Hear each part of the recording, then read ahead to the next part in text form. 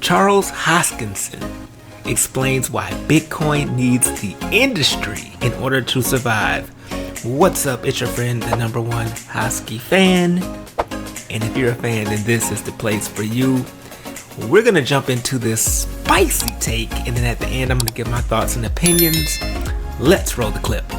Bitcoin needs the industry to survive. It sure as hell needs the exchanges and all the other infrastructure because it's not self-sufficient in that dimension. But the industry doesn't need Bitcoin anymore to survive. It's nice to have a digital asset like Bitcoin that has that reputation and it's digital gold, but remember, at the end of the day, it's a token with a deflationary monetary policy.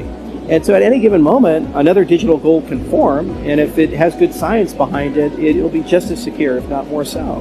You know, that's why we spent, in a science-based approach with Cardano, 7 years designing a proof-of-stake protocol. You know, from the GKL model to Ouroboros Classic, to Praus, to Genesis, and everything that came afterwards, is that we thought a lot as an ecosystem about how do you build a secure consensus protocol that's energy efficient, but also has all the properties that Bitcoin has. And we were very rigorous with this. And the response to the Bitcoin ecosystem was, oh, it's a scam, it doesn't exist, that technology can't exist, and it's perpetual motion, and proof-of-stake is wrong. Okay. I just don't see how that survives. It's a religion, it's not an ecosystem. So no, we don't necessarily need Bitcoin, and Bitcoin is going to have to grow and adapt and change if it wants to survive long term, you know. And Interesting. Plenty of people with first mover advantage thought they were invincible. Microsoft did with Windows. And what happened is they never lost Windows, but then just we changed the paradigm. People stopped caring about the desktop, and now we all have cell phones and tablets, and look at Android and iOS versus Windows, the adoption rates. And in a lot of app developers, Windows last. It used to be that if you weren't on Windows, your business would die. Now no one cares about it anymore. So that's the danger there, is that they don't lose the wallet share and the amount of people that hold it, but they lose the attention, they lose the innovation, and over time the industry grows in a different direction, and then you wake up and 98% of the stuff you do is outside of Bitcoin. And you start asking yourself, why do I really care about that? And it just becomes another asset, and then the hash rate falls, and it kind of dies a slow heat death in a certain respect. So, you know, we tried real hard to convince people to innovate. Like we wrote NEPA-POWs, the non-interactive proofs of proof of work, which actually is a great sidechains primitive for Bitcoin. We developed a protocol for proof of useful work to show how to upgrade and do useful things with proof of work. Log space mining allows you to mine without having a full node.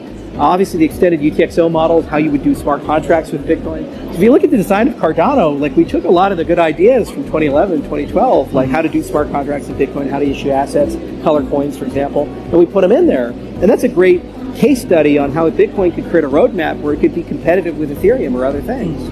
It's their decision as an ecosystem to go down that road, and I don't think the culture is going to let them do that. Woo! What a spicy take there from Charles Hoskinson. Very interesting take and perspective on why Bitcoin needs the industry and it's not the other way around. So he brought up a good point about Windows and Microsoft and how they had a stronghold on personal computing. But then as things develop and things change, there's a huge percentage of the world population who don't even own a computer, and their interface with the digital life is through cell phone, either iPhones or Android. And then of course there's the other Linux-based operating systems for the phones as well. And that is one thing to always keep in mind, that no matter what technology you have, there can always be something better. Whenever you have a technology and it suits the needs of a few people, but not all of the needs, what will happen is a new technology will emerge from that to suit those extra needs. And I'm not here to say one coin is better than the other. I'm more so of the mindset that all of the cryptos need to learn how to be interoperable. So when the internet first started, there were multiple websites. There were multiple search engines, and even to this day, there are multiple video hosting sites, there are multiple search engines, there are multiple social media networks. And the reason is because not one single platform can serve all the various needs of the different people of the world. So it necessitates a need for diversity and a need for decentralization and variety.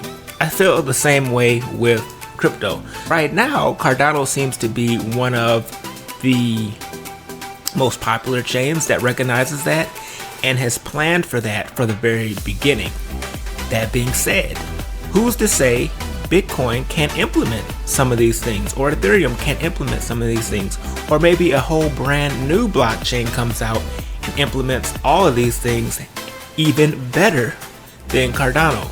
The future is unknown, and that's the thing. It's always good to keep an open mind and be open to new possibilities and methods of doing things more efficient, with the end goal in mind of accomplishing whatever the users are trying to accomplish.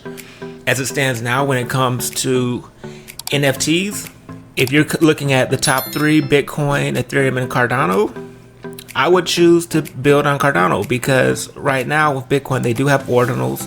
I looked into it. I went to the website and tried to mint one. It would have essentially cost me about $150. I would have had to purchase the Bitcoins and do all these different transactions, and by the time it would have been all said and done, it would have been about $150. Ethereum, to do an NFT, it would have been about that price. So let's say I wanted to start a new token on Ethereum. You're going to at least need 0.1 Ethereum to do that. With Cardano, it's a lot cheaper. You'll need a couple Cardano, but at the current rate, it's, way cheaper to start a token or to start an NFT or anything like that. So yeah, there you have it. That's where the cookie crumbles. It's not to say that Bitcoin couldn't do it. It's just for whatever reason the team and the people behind it don't want to do it. But that is fine. They don't have to do it, and then that is where other projects pick up the slack and they accomplish those goals. So yeah, that's my thoughts on the matter. What are your thoughts on the matter? Do you think Charles Hoskinson is right? Do you think he's wrong? Feel free to disagree in the comments below. Let's have a productive conversation.